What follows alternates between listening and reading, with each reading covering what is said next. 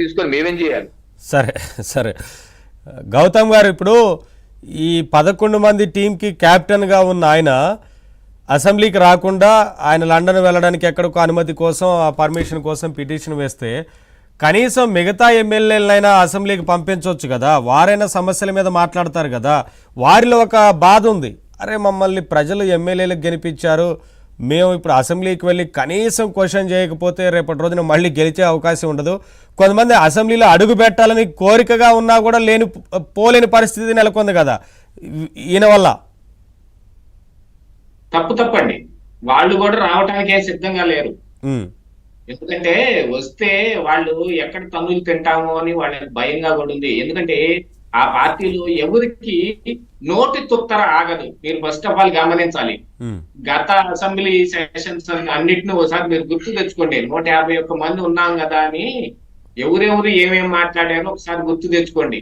అలాంటి వాటన్నిటిని చూసిన తరువాత ఇప్పుడు వాళ్ళు కూడా అసెంబ్లీకి రావాలనే ఆతృత ఏమీ లేదు. వాళ్ళకున్న ఆతృత వేరే, ఏదో ఒక రకంగా అధికారం మన చేతిలోకి వస్తే అనే ఆతృత వాళ్ళకు ఉంది. అది కనపడతా ఉంది. ఏదో ఒక పార్టీ మన గేట్లెత్తో ఏదో ఒక లోపాయికారిగానో మమ్మల్ని వాళ్ళ పార్టీలోకి తీసుకుంటే బాగుండు అనే ఒక కోరిక వాళ్ళల్లో కనిపిస్తుంది తప్ప ప్రజలకు సేవ చేద్దాము, లేకపోతే అసెంబ్లీకి వెళ్దాము, ప్రశ్నిద్దాము, ఈ ఏదో ఒక అంశం మీద మన మన మన దగ్గర ఉన్న మ్యాటర్ మొత్తాన్ని వాళ్ళతో పంచుకుందాము, అలాంటిది ఏం కోరికలు ఏం లేవు. ఈ రోజు రాజకీయాల్లో అందరూ డబ్బెట్టి కొనుక్కున్నట్టుగా అయిపోయింది ఈ రోజున పరిస్థితి మొత్తం.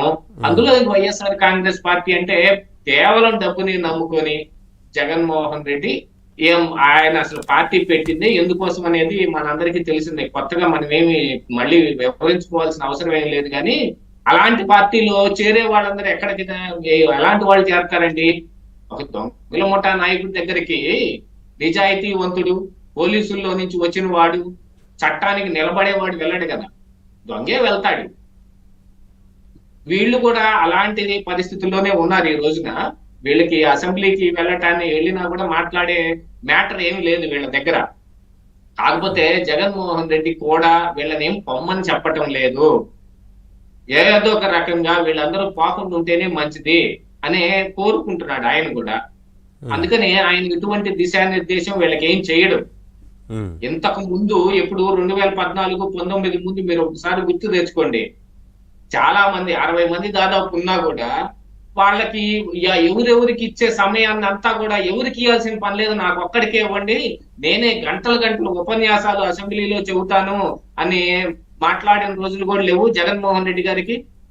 అలాంటిది ఇప్పుడు ఎమ్మెల్యేలను మాత్రం ఎందుకు వెళ్ళమంటాడు? ఆయన కూడా ఏం వెళ్ళమన్నాడు.